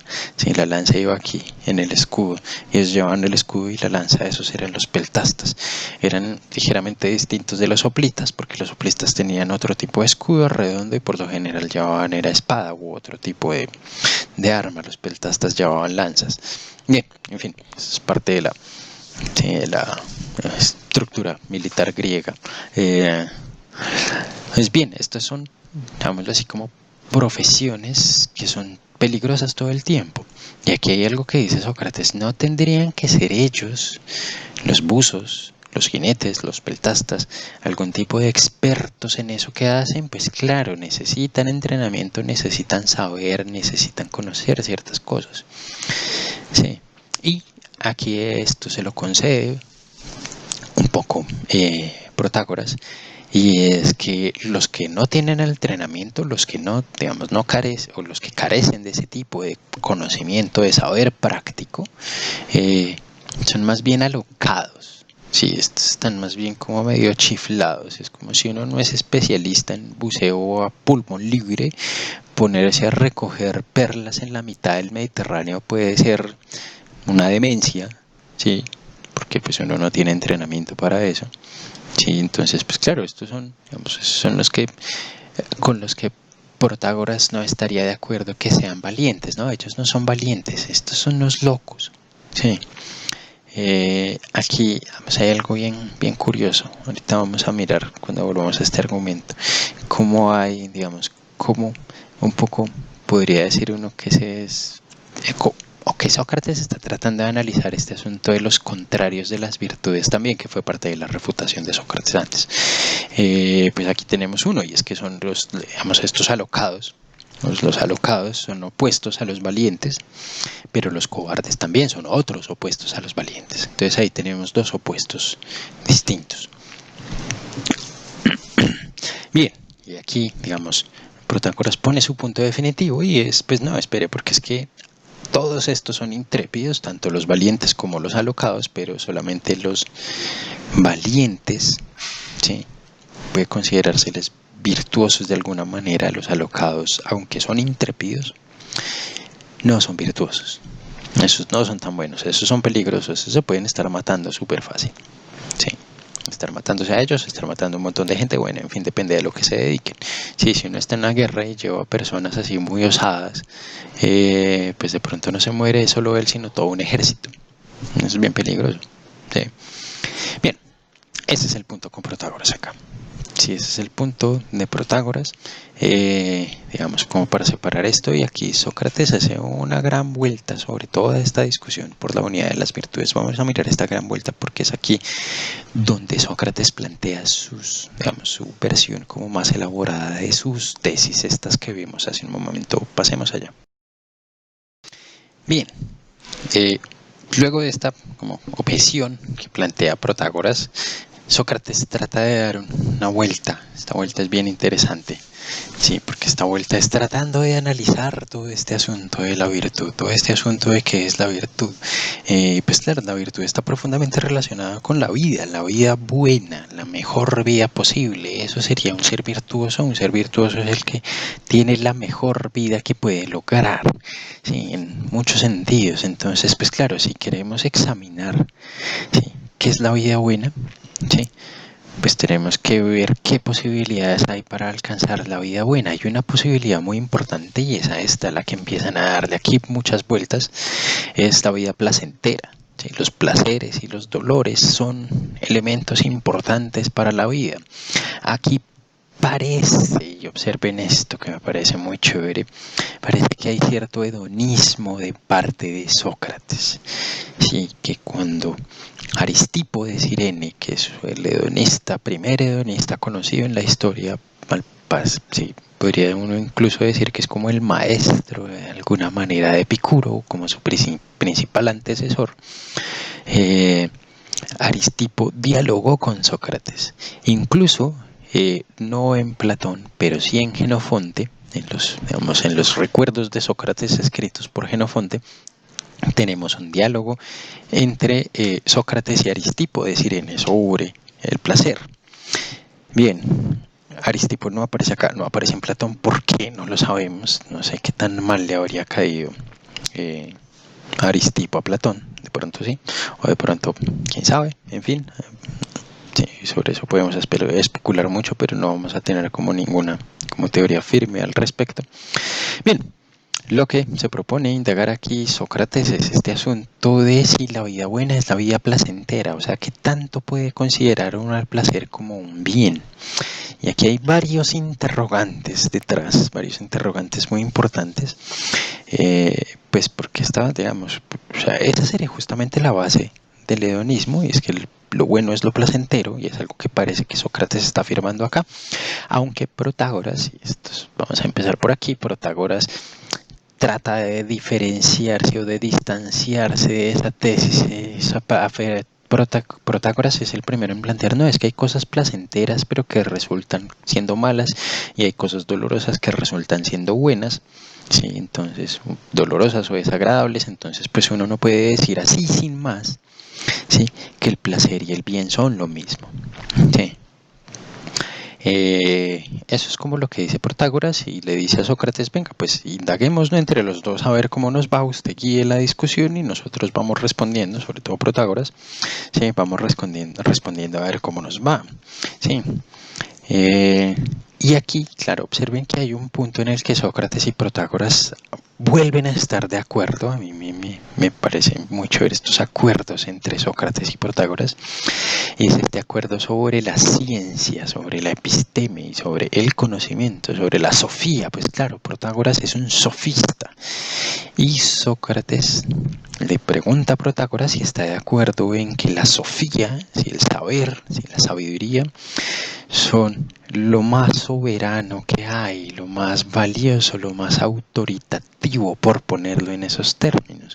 Y Protágoras obviamente accede, dice, no, sería vergonzoso para mí si dijera que no, yo que soy un sofista y que tengo por profesión, pues, la sabiduría, el saber, ¿sí? Entonces, pues claro, ¿no?, yo tengo que decir, dice Protágoras, sí, que esto parece creerlo firmemente, que él considera que la sabiduría es lo más importante, sí, que es lo más valioso y que es lo más, como lo más soberano en las costumbres. Aquí la expresión costumbres es un poco rara, seguramente será ete en griego, es etos, de donde viene nuestra palabra costumbre, pero etos con eta, no es etos con epsilon, perdón, etos con epsilon es costumbre, etos con eta es carácter. Esto parece como claramente distinguido, y en Aristóteles tal vez él se iba a utilizar como esta relación entre etos con epsilon de costumbre y etos con eta de carácter, y pues ahí se habla de las virtudes de carácter. Ese es Aristóteles, aquí Platón no se mete todavía con eso. Pero Protágoras sí afirma pues que el conocimiento tiene que ser algo muy importante para la virtud y para las costumbres de las personas. Sí, eso es claro, y él vive de eso. Sí. Y aquí viene la discusión, porque hay personas, no los sofistas, no los intelectuales, no los, no podría llamarlos a estos todos intelectualistas. Sí, hay otro tipo de personas que dicen ser vencidos por los placeres. Volvemos a este asunto que me parece bien interesante, y es quién es el que es vencido por los placeres. Hay una expresión griega para eso. Es la acrasia, ¿sí?, es la incontinencia. ¿Cómo es incontinencia? Pues porque, digamos, no, esta aclaración siempre me gusta hacerlo, no se trata de incontinencia urinaria, no, es otro tipo de incontinencia. Sí, es como no poder frenarse para hacer cosas. Hay una traducción contemporánea para esta expresión, acrasia, propuesta por, bueno, Donald Davidson tiene un texto buenísimo sobre la acrasia. Davidson es un filósofo gringo de los años 60-70, muy reciente, no es, digamos, no es exactamente un intérprete del mundo antiguo, aunque sí estudió mucho a los antiguos. Y Davidson lo que propone es algo así como el término de debilidad de la voluntad. Ese concepto es bien interesante porque más o menos tendríamos aquí una cosa similar. Y es que hay gente que es claro, podríamos llamarlo así, de esa manera, como débil de carácter que se deja llevar o se deja vencer por los placeres. Esas personas, claro, serían el ejemplo de que el conocimiento no es tan soberano como los sofistas o como el mismo Sócrates quiere mostrar. ¿Por qué? Pues o sea, uno puede tener el conocimiento, por eso, digamos, es el caso de la... Sí, uno puede tener el conocimiento, uno puede tener el saber, pero así todo dejarse llevar. ¿Por qué? Pues se dejó llevar por el placer, es lo que, digamos, es la posición con la que está peleando Sócrates acá. Mi ejemplo favorito para esto, es un ejemplo muy conocido por todos mis estudiantes, es el del diabético que come ponqué. Creo que ya lo repetí antes en esta clase, pero pues ya lo dije, pero ahora lo quiero presentar un poco mejor. Y pues es que si uno es diabético, si uno sufre pues, algún tipo de diabetes y además de eso tiene algún sistema de salud, supongamos, pues uno por lo general tiene mucha información sobre cómo tratar la diabetes, sobre cómo prevenir males posteriores. ¿Sí? Las EPS por lo general les dan a las personas muchos talleres, mucha información, conferencias, charlas, más allá de los medicamentos que tienen que darle a las personas con diabetes. La diabetes es una enfermedad carísima para el sistema de salud y pues claro, sale más barato. Si no creen que son tan altruistas las EPS, no, es que sale más barato prevenir la diabetes que tratarla cuando ya es crónica. Entonces, si uno tiene cierta tendencia, pues ahí mismo lo mandan a hacer talleres, a hacer cosas. Vaya. Bien. ¿Qué sucede con un diabético cuando está en una fiesta de cumpleaños y todo el mundo está comiendo ponqué? El ponqué no es apto para diabéticos, pero él dice, ay, no me importa, deme un poquito. Y se come el pedazo de ponqué. Sí. Este sería justamente este personaje que diría que ha sido vencido por los placeres. Sí. Que, pues, cayó digamos, en algún momento de debilidad, justamente por eso Davidson lo traduce así, como es un momento de debilidad, ¿sí? En el que no tuvo como la fortaleza de carácter y sí, cayó. Sí. Aquí observen esto porque este no es exactamente un vicioso, ¿sí? Bueno, aunque hoy en día tendemos a llamarlo así, pero en esta reflexión griega o en el mundo griego no sería exactamente un vicioso, porque el vicioso es el malo que quiere hacer la cosa mal de verdad.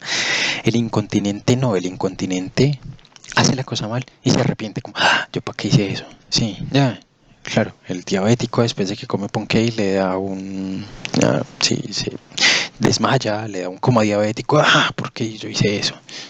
Sí, el incontinente de alguna manera se arrepiente, sí, o siente que hizo algo malo, se da cuenta que hizo algo mal. El vicioso no, el vicioso sigue creyendo que lo hizo todo perfecto.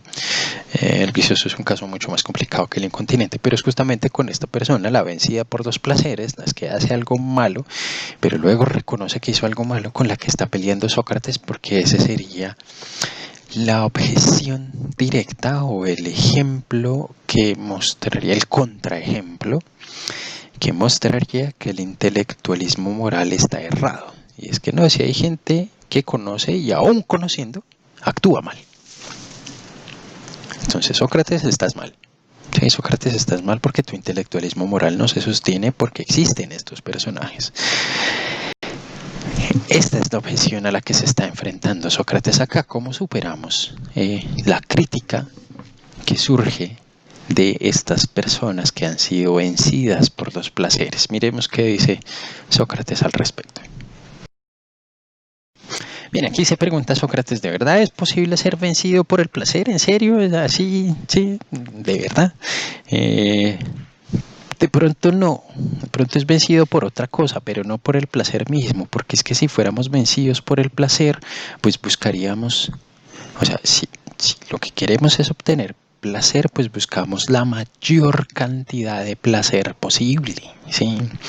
Y pues claro, ahí tenemos cosas placenteras que a largo plazo son malas, pero ¿por qué son malas? Porque posteriormente me causan mucho dolor. El ejemplo del diabético, ¿sí? El diabético que tuvo un placer de 5 minutos comiéndose el ponqué y luego duró desmayado media hora, se le subió el azúcar, duró 3, 4 semanas para tratar de recuperarse. Claro, entonces son 5 minutos de placer por mucho tiempo de dolor. Sí, o lo mismo le pasa a uno cuando estamos de farra, estamos de rumba y bebemos hasta morir y luego tenemos, sí, una noche de farra y 3 días de guayabo. Uy, yo no sé si valga la pena. Sí, depende, sí, si uno es joven y no le da guayabo, pues, ¿qué más da? Pero ya uno, después de los 30, 35, por ahí ya el guayabo no perdona. Sí, bueno, a unos más que otros, pero en fin. Bueno, y fuera de eso, pues claro, lo que no le dice todo el mundo, y es pues si usted bebe demasiado, pues va a tener problemas en el hígado.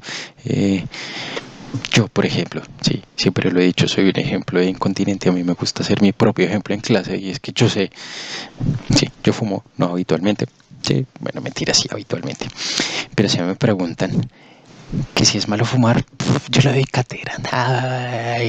Ya uno sabe todas las cosas que puede tener de malo.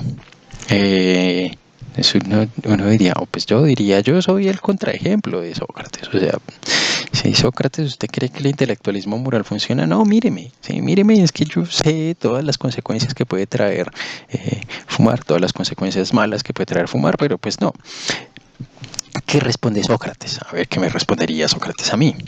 Sí, claro, pues lo que dice Sócrates es, claro, hay cosas que se ven buenas en un momento, pero a largo plazo resultan siendo malas.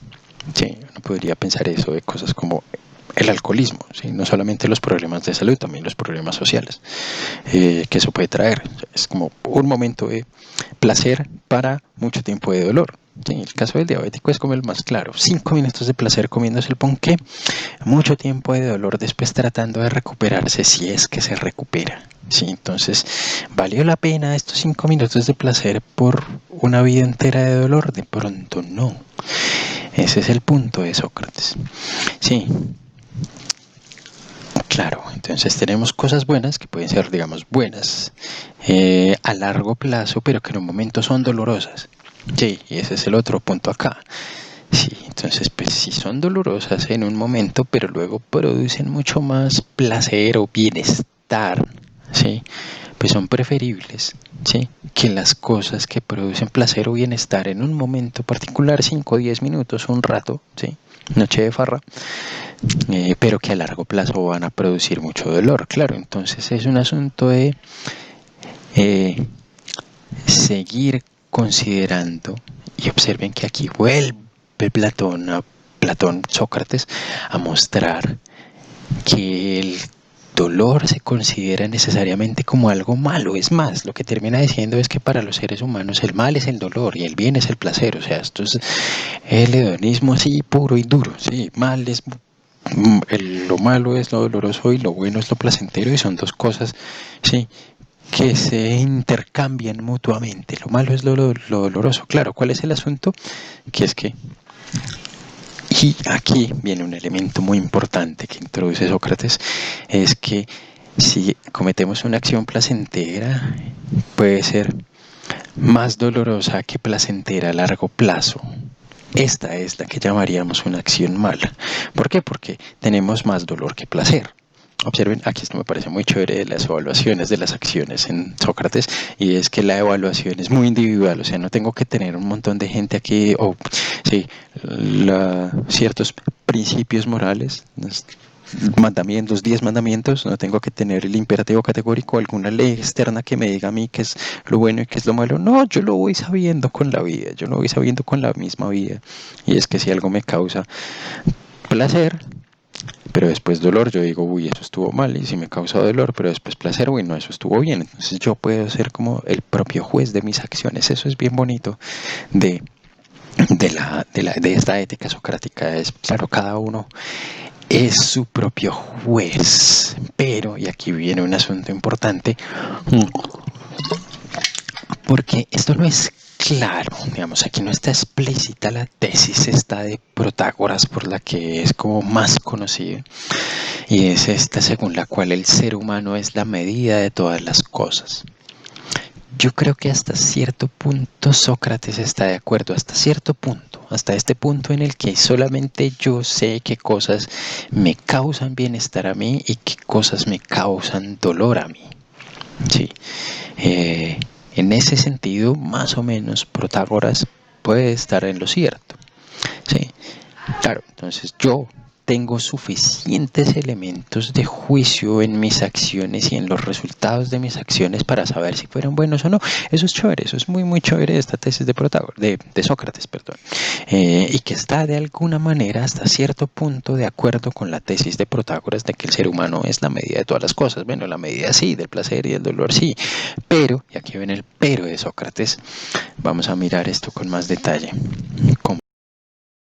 Bien, aquí viene el pero de Sócrates y es, pero es que estamos hablando de más dolor, menos dolor, sí, algunas cosas nos causan más placer, otras nos causan menos placer, entonces, y esto es lo que dice Sócrates, su punto como grande, sí, es que como yo tengo que hacer estos cálculos, mi acción me da tanto placer, sí, mayor placer que menos dolor, entonces yo puedo considerar que es buena.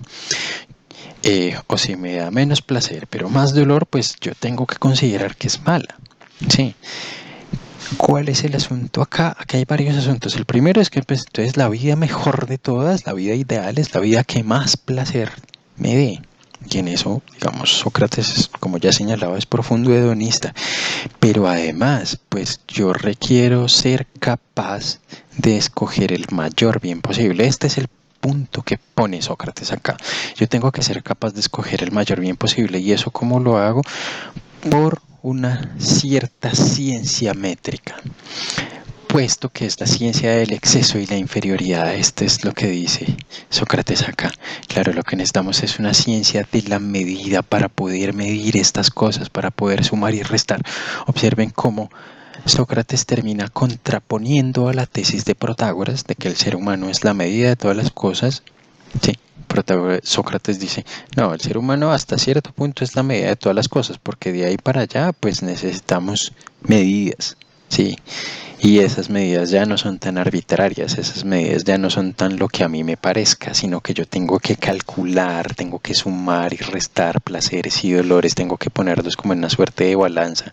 Sí, si la balanza tira para un lado y es el lado del placer, pues es bueno, si tira para el otro lado, pero es el lado del dolor, pues es malo, es muy simple, pero lo que yo sí tengo que hacer es ser capaz de calcular eso. Y ese cálculo, observen cómo aquí Sócrates está introduciendo elementos matemáticos. Todavía no tenemos la geometría súper elaborada que vamos a tener después en Platón, pero ya hay cierto, llamémoslo así, como coqueteo de Platón con la matemática. Y es que escoger la mejor acción requiere cierto conocimiento sobre el cálculo, sobre saber sumar. Claro, dolores y placeres, pero saber sumar. Sí, entonces aquí hay un asunto. Sí, y es este asunto de, pues claro, yo tengo que ser capaz, sí, yo tengo que saber cuál es la mejor acción con base en cuál es la que mayor placer me produce, eso diría Sócrates. Y entonces volvamos al asunto de los que se hacen llamar dominados por los placeres. Sí, lo que dice Sócrates, no es que ellos sean dominados por el placer, ellos son dominados por otra cosa, por el placer momentáneo no, sí, porque, y este es el punto con el incontinente sabe muy bien cuál es el dolor que va a venir después, o sea, el incontinente no es alguien que hace algo de manera como, de manera puramente ignorante, o sea, si un incontinente, observen esto, a ver si esto nos ayuda a explicar. Supongamos que estoy en la casa de un amigo y mi amigo tiene un arma y yo la agarro y yo creo que el arma es de juguete y la cojo y pum, disparo y resulta que no era de juguete, resulta que era de verdad y que además estaba cargada y maté a mi amigo. Pucha, terrible. Sí, terrible situación. Yo diría que fui un incontinente al realizar la acción, al matar a mi amigo. No, ¿por qué no? Porque yo era ignorante de un montón de cosas. Por ejemplo, que el arma era de verdad y por ejemplo que el arma estaba cargada. No soy un ignorante porque yo se suponía, este es el asunto importante, se suponía que no sabía un montón de cosas. Si supiéndolo lo hiciera, la cosa sería distinta, pero es que ese es el caso complicado en el que uno sabe que va a venir un mal y así todo lo hace. Ese es el caso duro del incontinente y por eso es tan difícil de explicar. Sí, por eso más bien se recurre a otro tipo de explicaciones como no es que no tenga la información, no la tiene. El diabético tiene la información de que el ponqué le va a caer mal, pero así todo se lo come. La explicación es distinta. Sí, la explicación es distinta y lo que dice Sócrates acá, observen que esto es lo que hace como, o sea, como chévere la explicación de Sócrates, pero hay veces poco creíble o digamos como muy cuestionable, ¿sí? Es que uno diría, no, el incontinente sí sabe, su problema es otro, su problema es de carácter, podría uno decirlo así. Sócrates podría responder a eso diciendo, no, es que el conocimiento es un asunto de carácter también. No se trata de información metida en la cabeza, sino de cómo yo uso esa información para llevarla, para hacer cosas. De eso se trata la sabiduría. Es una lectura muy interesante de Sócrates. Sí, esto es una lectura bien, bien chévere que hace uno, digamos que puede hacer uno de la filosofía socrática sobre por qué es que la gente hace cosas sabiendo que están mal, pues porque les falta esta sabiduría a la antigua, no el conocimiento, no información, no tener ahí como sí, los datos en la cabeza, no, esos no son los importantes, dirá alguien como Sócrates. Si usted realmente sabe, si usted realmente conoce, usted sabe cuál es la buena decisión, hace esa buena decisión. Entonces no es que usted haya sido dominado por el placer, no, porque usted sabe que después de eso viene un dolor grande, entonces usted no fue dominado por el placer, usted fue dominado por la ignorancia. Usted se hizo el loco en algún momento, ¿sí?, de la acción, sabiendo que algo malo venía y así todo la hizo, pues ese hacerse el loco es ser ignorante de alguna manera. Lo que repito, eso no lo hace a una persona, bueno, como no lo hace que se pueda exculpar de cometer algún tipo de crimen. O sea, por ejemplo, claro, sí, no solamente de crimen, sí, yo, casos que suceden todo el tiempo. Yo sé que mañana tengo que trabajar y hoy me invitan a una rumba y yo digo como, pero mañana tengo que trabajar, me toca madrugar, ¿será que lo hago? ¿Será que no? Muchas veces que dice uno, qué hijo, hagámosle a ver qué pasa. Uno se hace loco, pero uno sabe qué es lo que va a pasar si uno se va de fiesta esta noche y termina súper borracho y llega a la casa a las 4 o 5 de la mañana, pero tiene que salir a las 7 para el trabajo. Uno ya sabe que le viene pierna arriba. Al día siguiente uno está en el trabajo así como, uy, me estoy muriendo del guayabo, esto es terrible, ¿por qué lo hice? ¿Por qué? Sabía, ¿sí? Y también observen esto, es incapaz de responderse uno a sí mismo la pregunta, ¿por qué lo hice? Sí, eso es, digamos, es el punto como bien interesante de este asunto de la acracia. Sí, es que muchas veces para uno no es claro por qué uno lo hizo. La explicación de Sócrates es, claro, como ni siquiera lo tiene claro, fue porque se dejó llevar por la ignorancia. Este es el asunto de no tenerla clara. Sí, bien. Esto dice Sócrates acá, observen cómo esto refuerza el intelectualismo moral, como todo esto es suponiendo este intelectualismo moral de que no hay acciones malas sino ignorantes. Claro, el que actúa mal, el incontinente, ¿sí? Sí, el que actúa, digamos, con debilidad de la voluntad, el que actúa sabiendo que está haciendo algo malo, ¿sí?, es que sabe en cierto sentido, pero en otro sentido no sabe. Ese sería el punto aquí con Sócrates. Sí, es que hay como cierta ambigüedad, o sea, y esto un poco proviene justamente del poema de Simón, y es como que el saber, el adquirir como cierto saber en este sentido, como que se nos puede escapar, sí. Sócrates después va a hacer un análisis, o Sócrates no, tal vez diríamos Platón, va a hacer un análisis un poco más detallado de esto, y es en el Menón, que vamos a leer después. Y es, pues son opiniones que se me escapan, no es exactamente conocimiento, no es sabiduría propiamente dicha, porque si fuera sabiduría propiamente dicha yo no la embarraría, pero es opinión. Sí, yo tenía una opinión y la opinión se me escapó, se me fue. Sí, o se me escapó, yo me hice el loco y no le puse tanto cuidado como le puse cuidado a la otra opinión, pero ambas son opiniones al fin y al cabo. No tenía conocimiento propiamente dicho, porque si hubiera tenido conocimiento propiamente dicho, pues no hubiera cometido la acción acrática, sino que hubiera hecho la que consideraba la correcta. Ese es el punto acá. Ese es el punto con este asunto del cálculo de placeres. Entonces observen cómo pasamos de una tesis profundamente hedonista a una tesis sobre el intelectualismo moral. ¿Y por qué? Pues porque el hedonismo requiere algo básico y es calcular la mayor cantidad de placer posible. Ese es el punto, ese es el asunto. Entonces se nos cruzan el hedonismo y el intelectualismo gracias al asunto de que lo que necesitamos es saber cierta ciencia, a veces la llama ciencia, a veces la llama técnica, que es la técnica del cálculo para sumar placeres y dolores. Pasemos ahora a la parte final. Y ahora sí, bueno, ¿y qué hacemos con la valentía? Bueno, ya vamos a mirar qué hacemos con la valentía. Bien, aquí viene este asunto con respecto a la valentía y es, pues tenemos que resolver este problema porque, pues Protágoras decía que la valentía no se ajustaba muy bien a esta idea de Sócrates. Observen cómo Sócrates empieza a dar de vueltas a este asunto de que las virtudes, o la mayoría de ellas, claro, lo hizo aquí con lo del placer, la virtud de la sofrosine, que es la de la sensatez, la que tiene que ver principalmente con placeres y dolores, pues está profundamente relacionada con este asunto del cálculo de placeres y dolores.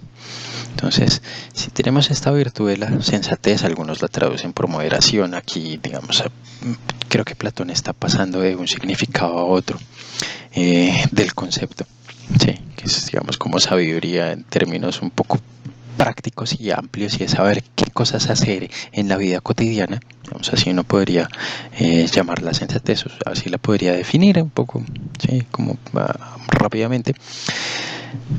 Vamos pasando de la sensatez a otra virtud que parece no ajustarse a este asunto de que haya conocimiento detrás de esa virtud, y es la de la valentía. ¿Qué sucede con la valentía? Pues que ya Protágoras ha dicho que le parece que hay valientes que no necesitan tener conocimiento, que lo que tienen es otra cosa. Ay, perdón. Sí, entonces él dice, no, pues claro, lo que pasa es que los valientes van hacia cosas temibles, en cambio los cobardes pues van hacia las cosas seguras. Sí. Y aquí viene, digamos, este contrapunteo con Sócrates, ¿sí? Porque Sócrates dice, seguro que los valientes van hacia lo temible, ¿sí? Hacia lo que saben efectivamente que es temible, de pronto no, de pronto van hacia algo que no es tan temible para ellos como sí lo es para otras personas. Ese podría ser el asunto acá. Entonces, claro, aquí observen este giro que hace Sócrates y es, claro, ¿quién se deja subyugar por lo temible? El cobarde, ¿no? Pues es que el cobarde de pronto le teme a cosas a las que si conociera no temería. Y vuelve y aparece este asunto del conocimiento. ¿Sí? Entonces, ¿por qué se deja subyugar el cobarde? No, realmente se está dejando subyugar no por el temor, sino por la ignorancia a cosas que de pronto no ameritan tener ese temor. Y eso es distinto, ¿sí? Porque entonces no es el temor en sí mismo, sino la ignorancia la que causa el temor. Esta vuelta aquí es genial de parte de Sócrates. Y claro, el valiente hacia qué va, pues hacia cosas que confía, hacia cosas que sabe que puede enfrentar. Si yo sé que si soy un guerrero y estoy lo suficientemente enfrenado y lo suficientemente confiado en que me puedo enfrentar a la situación, pues yo la enfrento. Sí, de pronto no sin miedo de manera como absoluta, tampoco soy un psicópata, eso podría pasar aquí. Sí, tampoco es que el soldado sea una especie de máquina y que va sin ningún tipo de emoción, yo creo que no, yo creo que ni siquiera Sócrates creería algo así. Pero sí tiene como más o menos cierta confianza para decir, bueno, yo me puedo enfrentar a esto sin ningún problema. Entonces, claro, el valiente va hacia algo que confía, que puede enfrentar. Y pues el cobarde también se dirige a cosas que confía que puede enfrentar. Lo que pasa es que él podría enfrentar, digamos, es lo que, observen esto, de nuevo aparece esa distinción entre lo que cree el cobarde que causa miedo y lo que cree el valiente que causa miedo. La diferencia está en esas dos cosas, en que uno cree que lo que causa miedo es una cosa y el otro cree que lo que causa miedo es otra cosa distinta. Al cobarde le da miedo, no sé, ¿qué se me ocurre? El perro de la esquina, pero el valiente, ¿sí? Que, pues, no sé si lo llamaría valiente, Si el cobarde le tiene miedo al perro de la esquina porque tiene un montón de prejuicios sobre los perros, ¿sí? Y cree que todos los perros son furiosos y rabiosos y todos muerden, pero el otro, que es valiente, llamémoslo así, pues es alguien que tiene más cercanía con los perros, que los conoce mejor, que de pronto tiene perros en la casa, que etcétera, etcétera. Entonces, digamos, no le tiene tanto miedo a los perros porque tiene una percepción diferente del perro, ¿sí? Entonces, claro, el cobarde, sí, ambos, sí, el cobarde no confía en el perro, entonces pues para allá no va. El valiente sí confía en el perro. Entonces ambos tienen, digamos, aunque la relación de confianza es la misma, ambos van hacia aquello en lo que confían. Sí, en ambos casos se dirigen a aquello en lo que confían. En eso hay un profundo parecido entre el valiente y el cobarde. Ese es el giro que da Sócrates acá. Y por eso dice, claro, el asunto con los cobardes es que le temen a cosas que si conocieran, no temerían.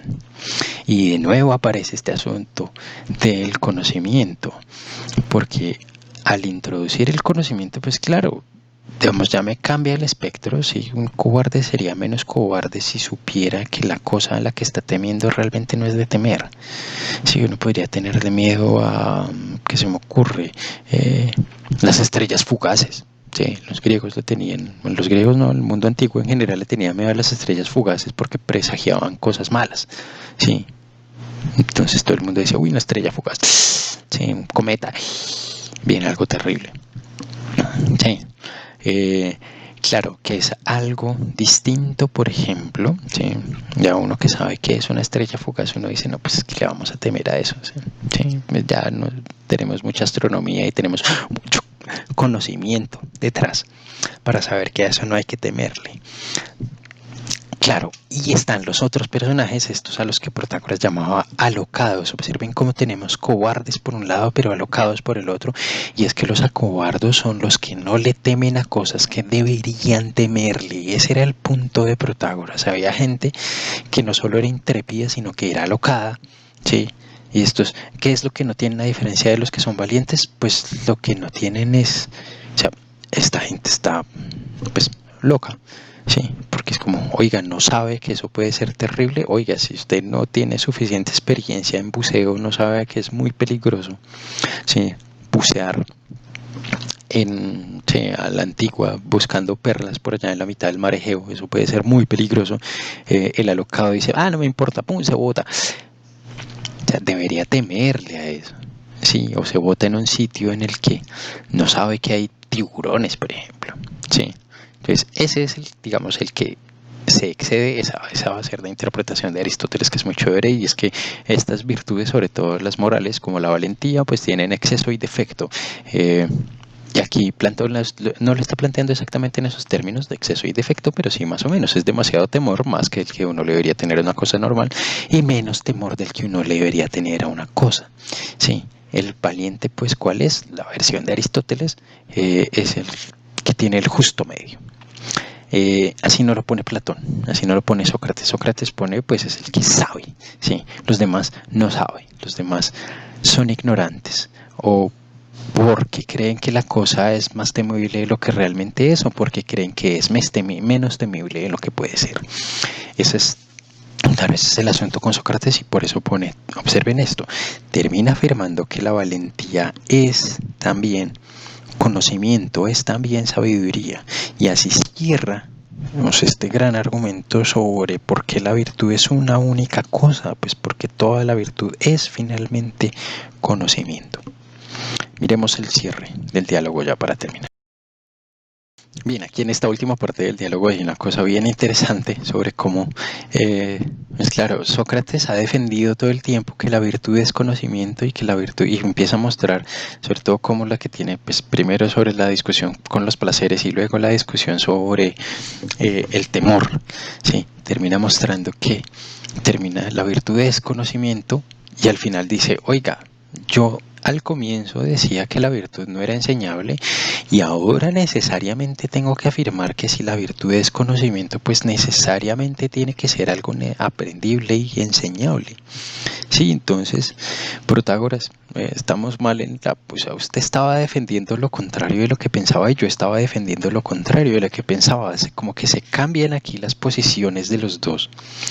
Sí, como que si Protágoras realmente afirmara que las virtudes son todas distintas, pues no serían un conocimiento. Bueno, uno podría, o Protágoras podría entrar a defender eso mejor, aunque Protágoras parece finalmente convencido del argumento de Sócrates de que las virtudes son una única cosa. Eso pareciera. Protágoras al final no habla, al final el diálogo termina como interrumpido así, ya todo el mundo se tiene que ir, ya se cansaron, ya tienen que hacer otras cosas, en fin, así acaba el diálogo. Perdón. Pero sí, algo interesante en, digamos, en esto, o sea, de lo que tenemos acá, y es que las virtudes distintas, todas estas virtudes, la sensatez, la justicia, la piedad, la valentía, son modos de darse la sabiduría, son modos de darse el conocimiento, son modos de hacer cálculos, podría decir uno. Sí, con la justicia es más o menos claro, sí, la balanza de la justicia, representada así incluso desde los griegos, sí, es como la justicia en términos de la justicia distributiva, sí. Esta es la que Aristóteles le dedica el libro quinto de la Ética Nicomaquea. Lo vamos a ver en la próxima clase, nuestra próxima clase sobre la justicia. La justicia está muy asociada, digamos, con hacer cálculos, con repartir bien cosas, repartir bien herencias, repartir bien tierras, hacer intercambios justos, por ejemplo. ¿Sí? Entonces la justicia está muy asociada con, digamos, el asunto de calcular, de sumar y restar.